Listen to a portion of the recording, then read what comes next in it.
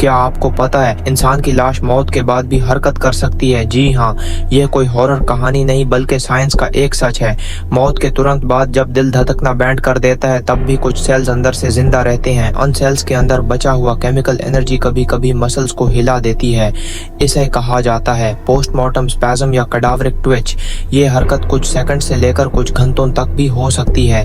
क्या आप सोच सकते हैं कोई लाश जिसका दिल रुक चुका हो, उसके पैर या हाथ हिलें? ये मूवमेंट बिल्कुल असली होती है और इससे पहली बार देखने वाले अक्सर डर जाते हैं। साइंस कहता है यह सब मसल फाइबर्स में बची हुई एटीपी एनर्जी की वजह से होता है। एटीपी वो केमिकल जो हर इंसानी मसल को जिंदा रहता है जब तक वो पूरी तरह से मर नहीं जाता। जब तक ये एनर्जी खत्म नहीं होती, लाश की मसल्स कभी भी सडन ट्विच कर सकती हैं। इसका मतलब ये नहीं कि लाश जिंदा हो रही है, लेकिन ये मूवमेंट असली होती है। फॉरेंसिक डॉक्टर्स ने कई बार ऐसे केसेस रिकॉर्ड किए हैं जहां लाश हिलती है।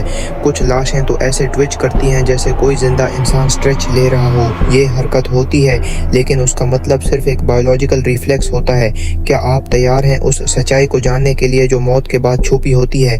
मौत सिर्फ आखिर नहीं, कभी कभी उसके बाद भी कुछ बाकी रह जाता है। सोचिए, अगर एक लाश हिले और आसपास कोई भी ना हो तो क्या होगा? कई लोगों ने मोर्गे में लाश के अंगूठा या पैर में सडन जर्क महसूस किया है।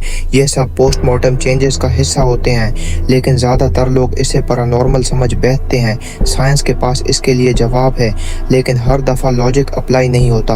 कुछ केसेस में हरकत इतनी तेज होती है कि डॉक्टर भी पीछे हट जाते हैं। जब आप कोई ट्विचिंग बॉडी देखें तो समझिए वो एटीपी का आखिरी सिग्नल है। इस प्रोसेस को रिगोर मोर्टिस भी फॉलो करता है, जो बॉडी को हार्ड बना देता है।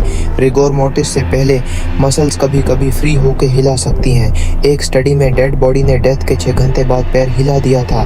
यह सब नेचुरल है, लेकिन पहली बार देखना किसी भी शख्स को हिला सकता है। और ये सिर्फ मसल मेमोरी नहीं, यह है मौत के बाद की बायोलॉजिकल कहानी। मगर क्या यह सब कुछ नॉर्मल है या फिर कुछ और भी है जो छुपा है? यह तो सिर्फ शुरुआत थी।